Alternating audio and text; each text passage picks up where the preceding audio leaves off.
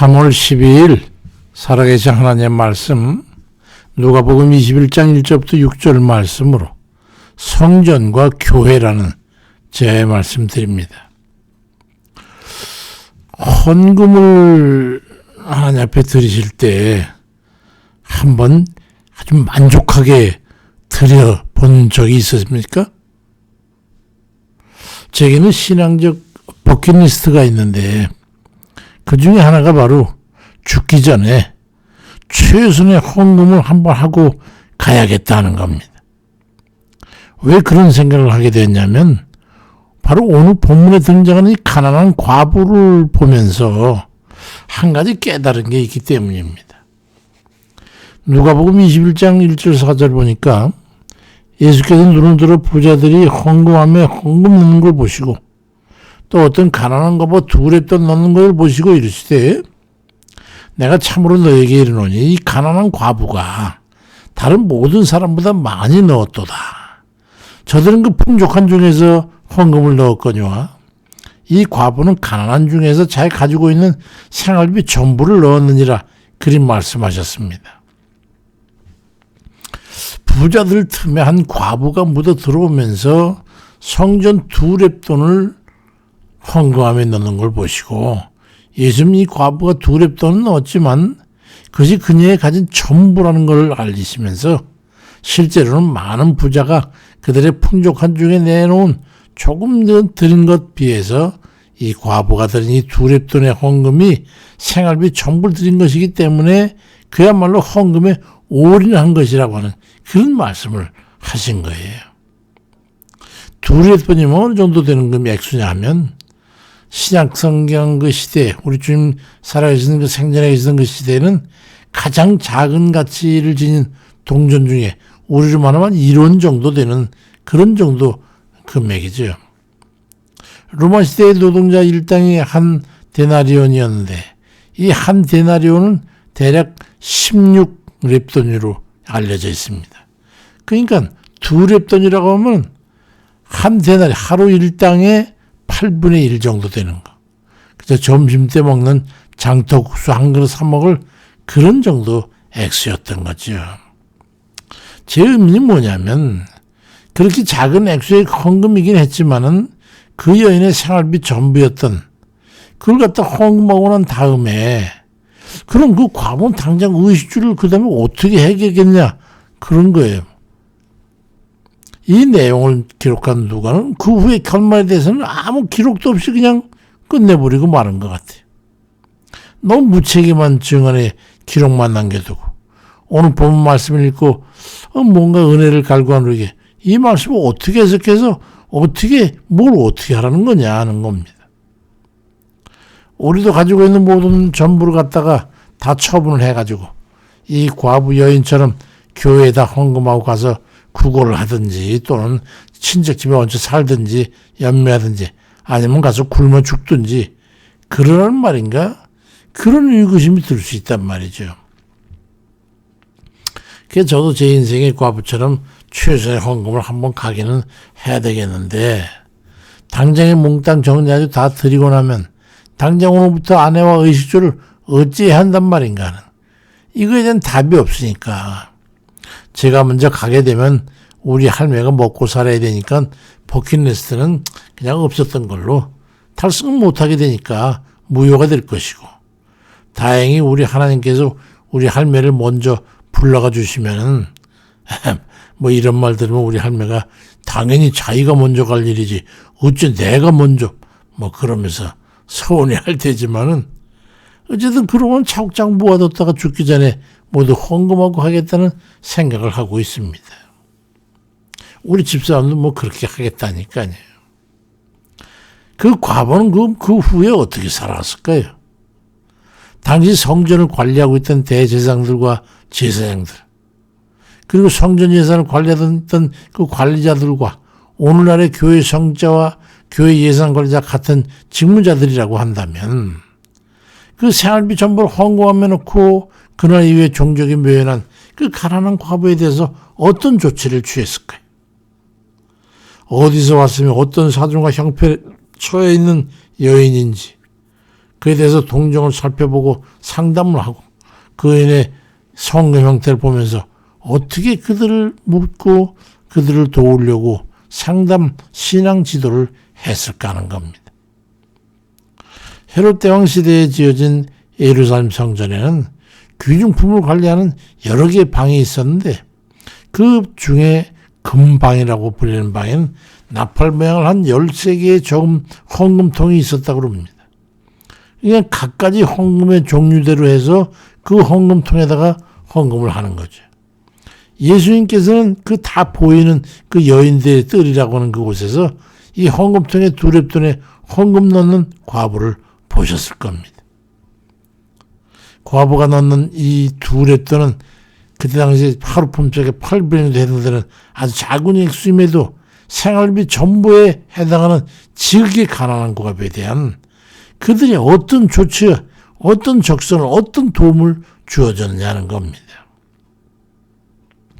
매일 걷어들이는 거액의 연보는 성전관리에 쓰였고 하나님 명령대로 본래의 뜻대로 사용돼가지고 과부들과 고아들을 살만하게 도와주었기 때문에 아무 이야기도 없이 그렇게 끝났을까요? 신명기 26장 10절엔 셋째 해 곧 11절을 드리는 해에 내 모든 소산의 11조 내기를 마친 후에 그것을 레위인과 객과 고아와 과부에게 주어 내 성읍 안에서 먹고 배부르게 하라고 말씀하셨으니까 그렇게 했을 거라고 누가도 그렇게 믿고 그냥 말았을까요? 말씀의 본질이 무엇인가 하는 겁니다.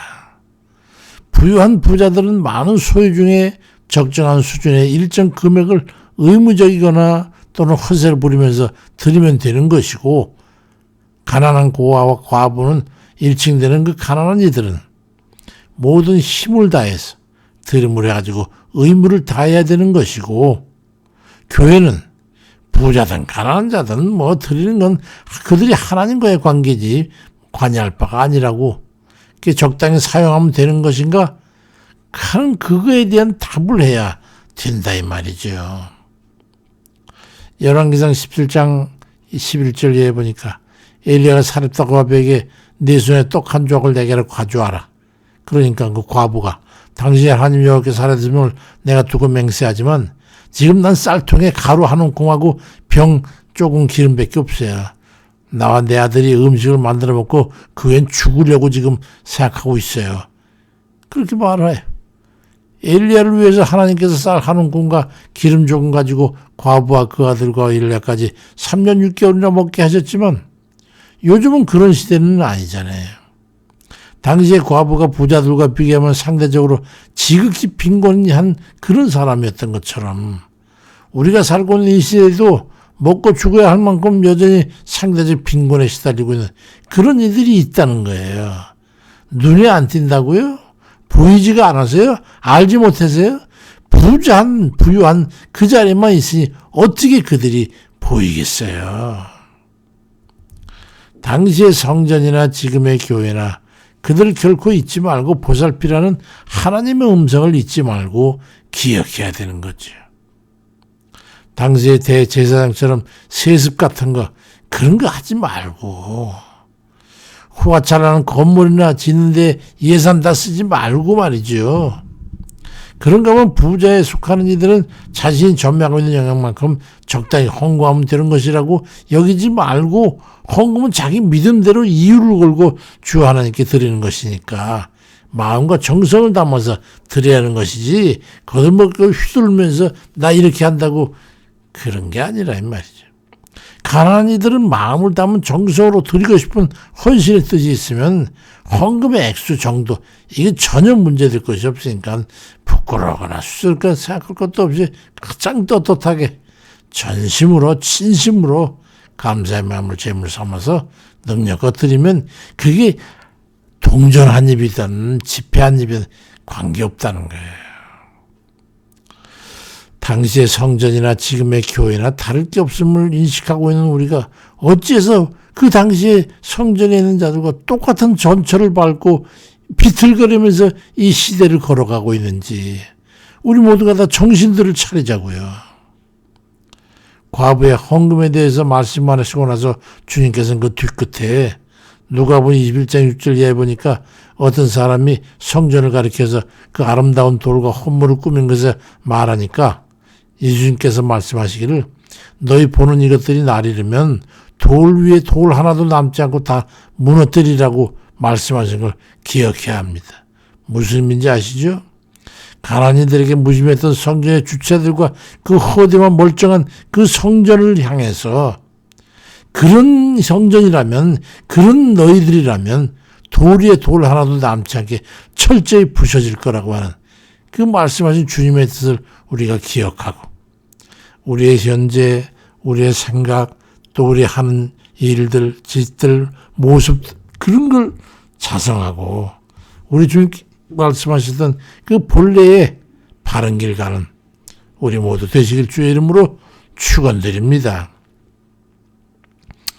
은혜로우신 우리 주님, 당시의 주님 시대에 말씀하신 것 티투스에 의해 가지고 철저히 부서져서 성전 돌에 돌 하나도 남지 않게 부셔져 버렸던 자기들이 역할을 하지 못하고 마땅한 의무를 다하지 못하고 주의 말씀을 준행하지 못한 까닭이 겪어야 됐던 그 결과를 보면서도 교훈을 얻지 못하는 이 시대에 참으로 어리석은 우리 모두를 용서하옵소서. 마땅히 주님께서 말씀하신 그들은 지금도 여전히 우리 눈과 귀에 보이고 들리지 않는다 해서 없는 것이 아니라 여전히 그들은 고통 중에 배고픔 속에 헐보임 속에 어려움 속에 있다는 것을 우리가 깨닫고 잊지 않고 우리가 주님 교회들의 주체라면 우리가 부유한 자들이라면 좀 더 그들보다 좀 있는 자들이라면 마땅히 우리의 것을 좀 내어놓게 그런 마음 저에게 주옵소서. 나눌 수 있는 것이 많고 큰 것이 아니라 겸손하게 그들을 생각하고 내 처짐을 생각하고 함께 나누는 그런 저희들 되도록 우리 마음을 하나님 활짝 열 수 있도록 도와주세요. 아버지, 그럼에도 불구하고 그들은 더 주님 행복하고 사는지 우리는 알 수 없지만 그들과 함께 주고 나누며 함께하는 그런 속에 행복이 있음을 주님께서 말씀한 그것이 그 복이라는 것을 깨닫고 그러고 주님 우리가 주님 믿는 그리스도인으로서 삶을 살아가는 저희 되도록 아버지 인도해 주세요. 병든 이들이 그렇지 않겠습니까? 어려운 이들이 있겠지요. 가난한 이들이 그들 가운데 있지 않습니까? 낙심 가운데 실패해서 주님 힘이 없어 이제 어쩔 바를 묻는 그들이 바로 그런 이들이 아니겠습니까? 아버지 이 일을 해야 되겠는데 어려운 가운데 있어서 어쩔 바를 알지 못하고 있는 그런 이들이 다 그런 이들이 아니겠습니까? 아버지 우리 미련하고 둔한 것을 깨우쳐 주셔서 우리 주님 말씀하신 그 본래의 뜻을 깨닫고 지금도 우리를 바라보시면서 우리에게 요구하시는 그 주의 음성을 들을 수 있는 저희에게 인도해 주옵소서. 감사를 드리고 한 공로도 없고 이 부족한 죄를 구원하신 주 예수 그리스도의 이름으로 기도드립니다. 아멘입니다.